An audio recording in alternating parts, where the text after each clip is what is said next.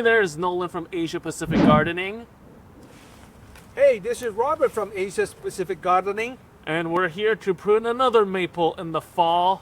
This one, the owner has actually removed all the dead branches inside. So it reduces a little bit of work for us. So let's take a look and see what we have to work with today. Enjoy.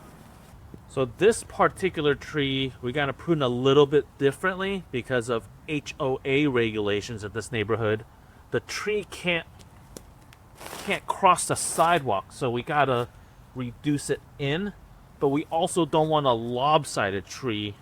And for some reason, my camera stopped recording during this portion of the video. But what I meant to say was that we don't want a lopsided tree, so we have to reduce the diameter of this tree equally so it's more balanced. And there's also another potential issue with this tree that we've addressed in a previous video. Let me show you. So I'm in my car, and as you can see, if your maple isn't properly pruned, you kind of can't see what's on the other side of it. And if I were to back out, let me show you. This isn't texting and driving. Oh look, there's a person standing there. Who's that? That's my dad. So if someone were to walk around or drive, it's a little bit of a concern. You know, we just want to create safe sight lines for neighbors and cars and homeowners. So by thinning it out, you can get a clearer visual of who's standing on the back side of the tree. This is the different season, and you can see the fall season. All this maple tree is deciduous, is already dead leaf right here. And second, we just get the rain couple last week, so leaf is really heavy, and bringing this branches down is the different. When the leaf is still alive, the spring of the branches is really up like this. Now everything down. So at this moment, the first step we need to do is cleaning up the leaf right here. Look at this here, and you can see the structure easy to working with. So this is what you want to open up. See here how heavy is this with the rainwater. You cannot see the nice structure. And be gentle with it because maple branches are a little fragile. You don't want to just grab and pull because you may accidentally snap off some branches. Now when you open up, you see the crisscross. Look at that. Look at it here. So we're gonna remove all the leaves first.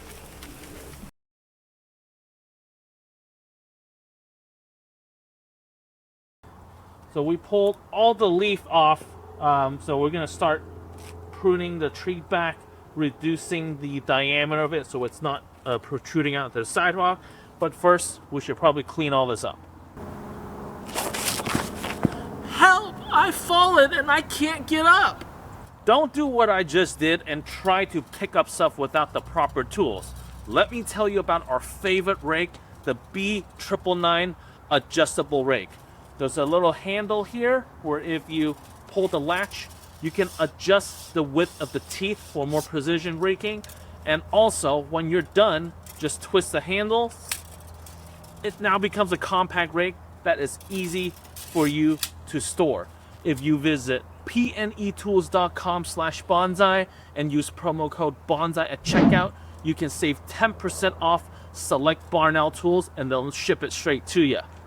In addition to the B999 adjustable rake, one tool that we always bring to every single maple pruning job is the B777 blue ratchet pruner. The ratchet pruning technology gives your wrists and hands extra power when pruning the thick branches. And something else that's also great, especially for fall, is the B900 bag and claw combo.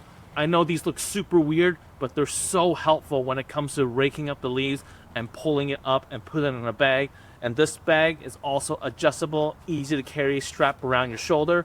So visit pnetools.com/bonsai and use promo code bonsai at checkout and get 10% off select Barnell tools that we use on a daily basis. Let's get to some pruning. We often get asked on our channel, hey, when's the best time to prune a maple? Well, in our experience, anytime as long as the temperatures aren't above 90 degrees Fahrenheit, and main reason is because the heat will just dry out the new branches and fresh cuts way too easily. And sometimes people question our techniques and say things, hey, I thought you weren't supposed to cut more than 30% of the tree. You're killing it. Well, the 30% rule is taught because that rule can be applied to every single tree species. Maples can definitely prune more than 30%. And also, for example, a cherry blossom, you can cut that virtually in half and the tree will back bud. So please don't get stuck on that 30% rule because that only applies to a small percentage of trees out there. If you want to learn how to prune maples using our techniques, we did a step-by-step tutorial and you can see that video in our description or at the end of this video. Enjoy the transformation. And we're done. Here you go. You can see both of us clearly through the tree. And now you can see the structure of the tree. Remember, trees aren't one and done. You still have to do maintenance on it. If you like what you see, click like, subscribe, leave a comment. And if you pruned a tree, show us. Send an email to us at bonsai@asiapacificgarden.com. Before and after picture. Maybe we can incorporate in one of our future videos. We'll see you next week. Thank you. And now I'm back in my car. Look at how much clearer that is. I can back around this whole corner and everything is visible.